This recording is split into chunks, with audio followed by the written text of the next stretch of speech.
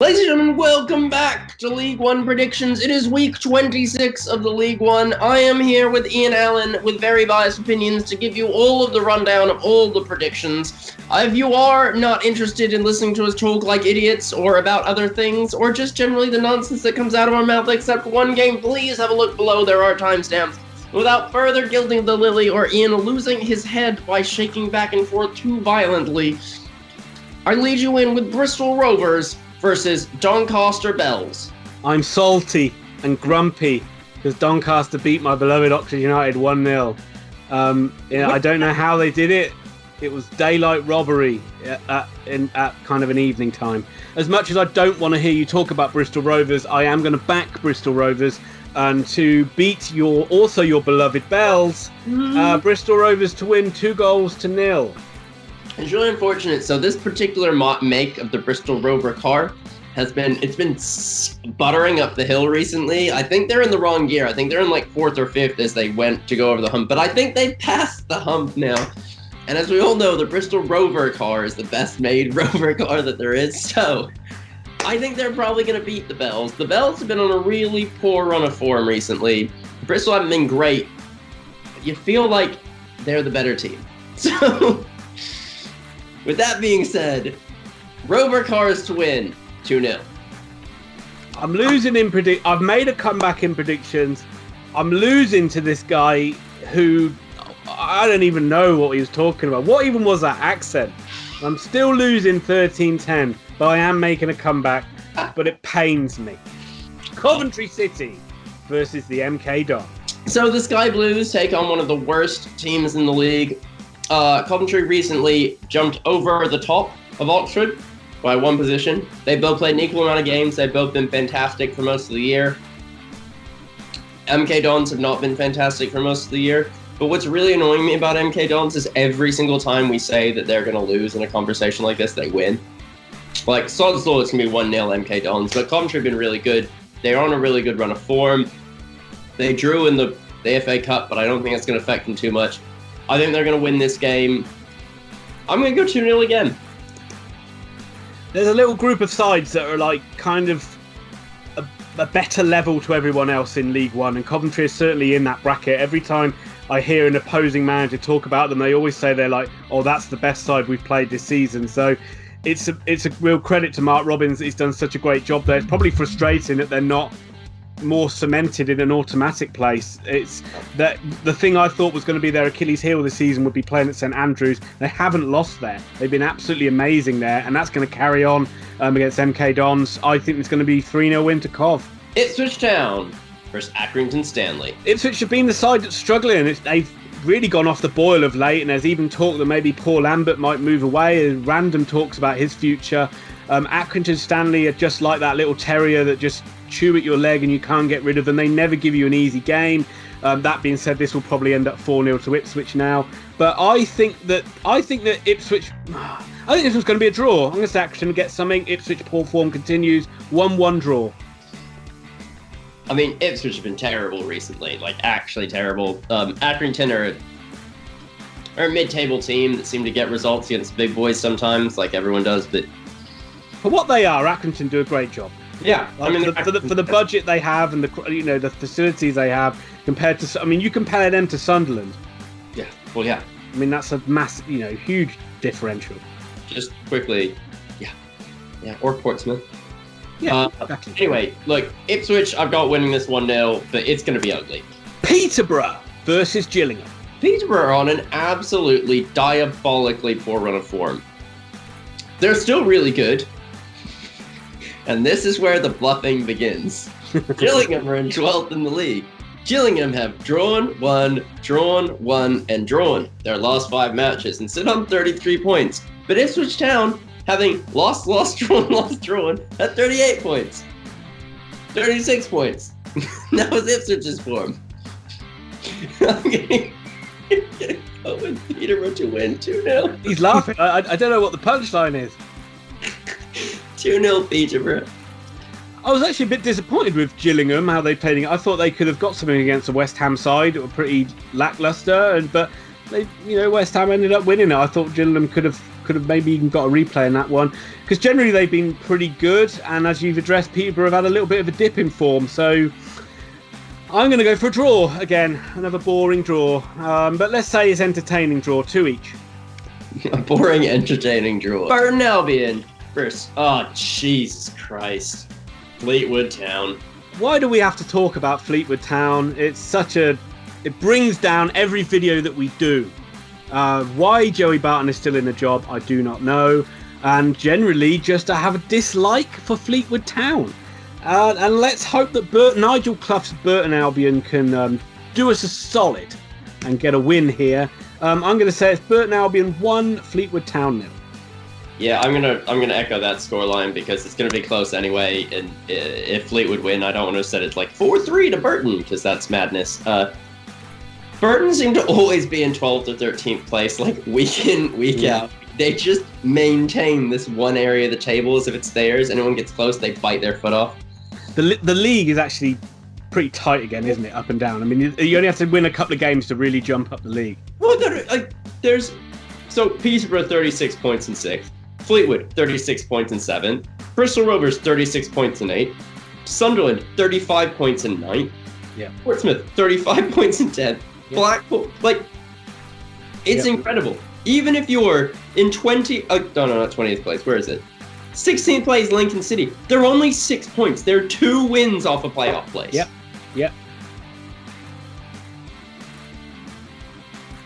Before we move on, and to get the taste of Fleetwood Town out of our mouth, we're just going to take a little bit of a break.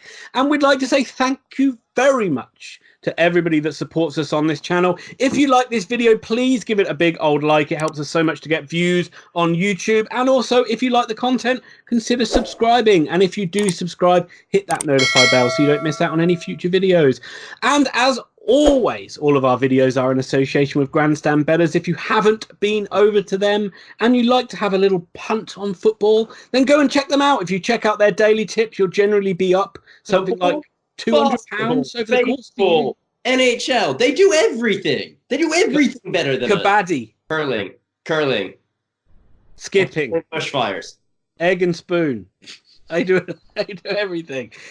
You want to bet on your local sports day, school kids sports day, Grandstand Betters will help you out with that. But generally, they know what they're talking about. And as you can tell from the last 20 seconds of us, we don't know what we're talking about. The Grandstand Betters. And without further ado, let's get back to the predictions with Portsmouth versus AFC Wimbledon. Well, Ian, let me tell you some things. Portsmouth have a big budget, used to play in the Premier League, and are roughly in the top of the middle of the table-ish. They're a point off a promotion place. Let me tell you what else. AFC Wimbledon are garbage, which I knew already, and it's really odd that Wimbledon and Milton Keynes Dons are right next to each other. So Wimbledon are down there near the bottom, and they're not very good. So what I'm going to do for you here is I'm going to bet on the bigger, faster horse. We got Portsmouth to beat AFC Wimbledon 2-0. I don't know how we ever got 1,000 subscribers. Wimbledon used to be in the Premier League too, Tom. That's a long time ago. A different incarnation of Wimbledon that are now called something else. Yes, these are the sort of games that you would expect Portsmouth to win. This is probably why their failure to win these sort of games is why they're not in the promotion scene so much. But I'm back in Pompey too. I'm going to say Pompey will win 2-1. And with that said, Sunderland versus the Chairboys. Oh my goodness me. Another side we don't really want to talk about, Wycombe Wanderers. Thank goodness their bubble has burst. And they've been on a terrible run of late. Still in first place somehow, but that lead is evaporating quite quickly. And soon you will find them not only out of the automatic position, not even in the playoffs, but plundering down the league. Plundering? What, like taking bags of... Yes, or plummeting. That's the word I was looking for. I like the idea more that they're stealing shit as they go. Plundering while they run out of town. There's been a lot of off-the-field problems with Sunderland. I think their owner, I think his name, I don't know his first name, his last name's Donald. He wants to sell the club, so it'll be another ownership change for them. They did get a good win the other day against Lincoln, which much needed, which puts them in striking distance again of the playoffs. And I think that they will win this one as well, and it will be more bad news for Wycombe, I'm afraid. 2-1 Sunderland. Well, Ian, if you're going to take my scoreline, I'm going to have to be a bit more whatever. I'm going to go with 1-0 to the Black Kittens. They've not quite grown up enough to be the Black Cats. Nope, not till they get back in the Championship. Rochdale. Oh, it's Ian's favourite club. It's Rochdale versus the boys from Bolton. I thought you'd forgotten. That they were my favourite club. A club very near and dear to my heart, or at least Thomas would have you believe, is Rochdale. Coming up against Bolton Wanderers. What? You've been an Oxford United supporter for most of your life, so clearly you like losing, and Rochdale like losing. Therefore, that's a tenuous link, Thomas, at best, because I'm going to tell you another side that likes losing, and that's Bolton Wanderers. You've got this pipe dream in your mind that they're going to get out of it. They're not. They're falling further and further and further and further behind the teams above them. Rochdale need a win badly. They'll get a win in this one. Rochdale to win by 3-1. Yeah, I've my affinity for Bolton waned over Christmas and then died, and then it was buried under a mound of sky blue and Oxford yellow. So Bolton are going to lose this. Ian's favourite club are going to get another majestic win to just about keep him interested in League One. And 3-1. And their manager's called Barry, and you don't get many Barrys. Shrewsbury Town versus Lincoln City. Let me tell you, I know a couple things in this game, right? Firstly, Shrewsbury Town play anti-football. I know because my friend Ian Allen has told me about the anti-football they play. And also, I don't like Shrewsbury because they beat Oxford and Coventry in subsequent weeks.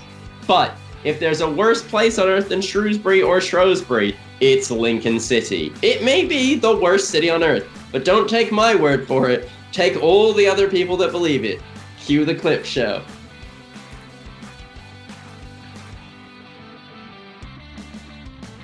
So now that we've established that Lincoln City is the worst place on earth, we can now talk about who's going to win this football game. And I don't know. Neither of these teams interest me. I don't care. One will draw. Well, Thomas, Shrewsbury Town's brand of anti-football has actually been quite successful for them. I think they've only had one defeat in their last 8 and are generally finding their way up the League One table. Lincoln have also had a bit of resurgence in form. They've had 2 great wins over Christmas. Yeah, they lost to Oxford 1-0, but then they came back and beat Ipswich 5-3.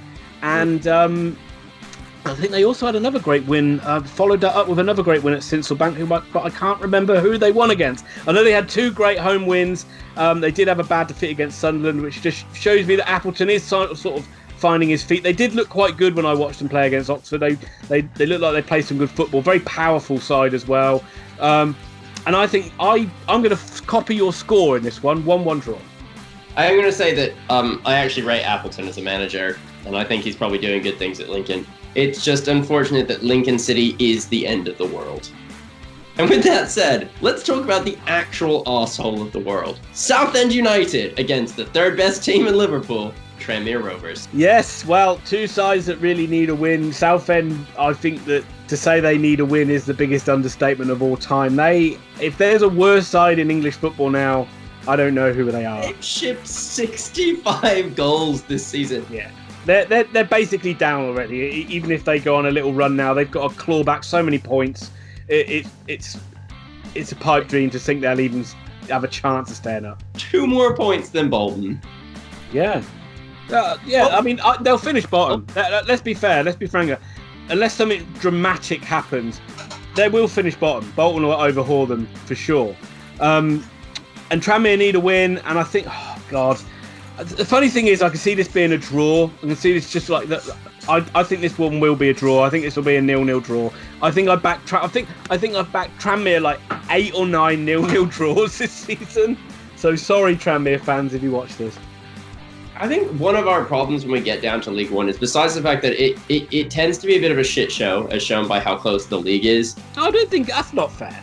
No, I don't mean that in a bad way. It's dramatic as hell. It's great to watch, but how many times do the big teams lose in this? Because they're all so closely linked together.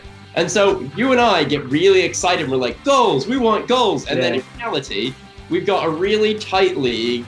that's really hard to win in, that no one's trying to give an inch. It's a better league to watch than the Premier League for like intrigue. Like at least things are happening. And then you get these games and you're like, oh, Tranmere need to win this. They need to climb up the table, and Southend are terrible. It looks like this will be 5-4. Yeah, but Ian, I'm not going to allow that to happen. I'm going 4-0 to Tranmere Rovers. Oh, I like it.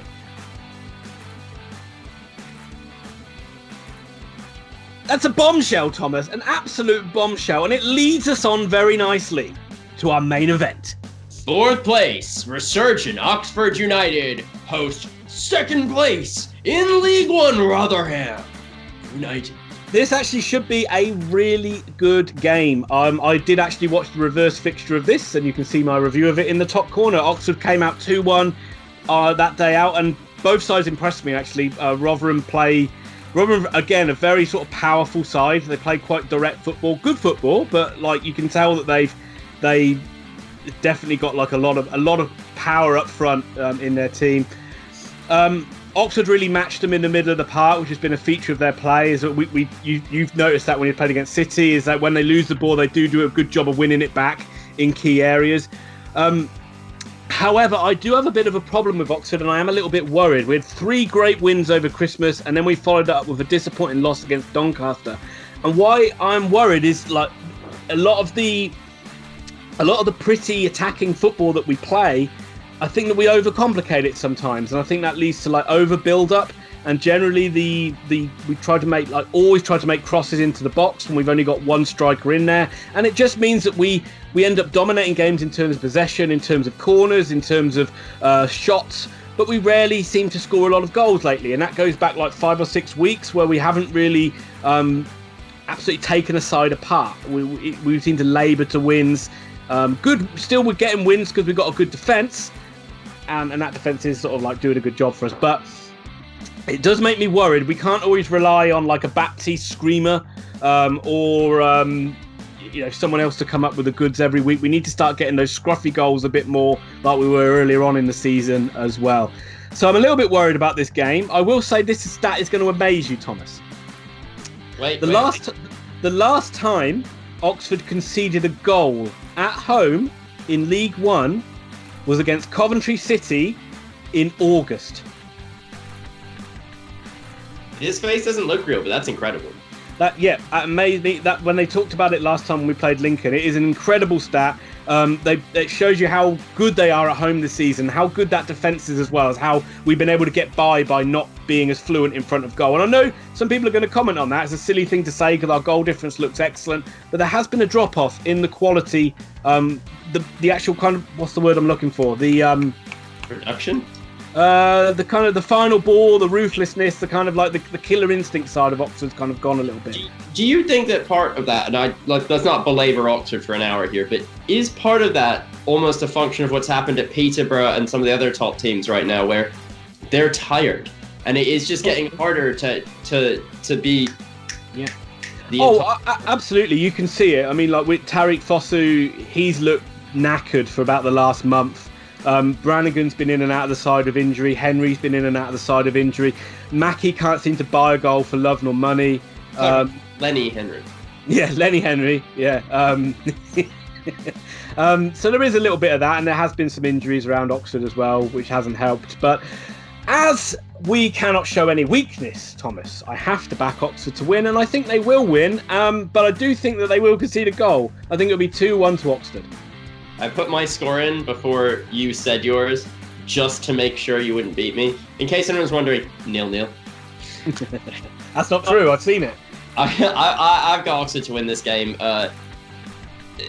For me, the City match is what turned it for me. It was just watching them, the way they played, and seeing their style of play. Like, it mirrors City's quite well. It is a possession-based style of play. It is hunting impacts. It is winning the ball back, and it is moving the ball forward nice and quickly.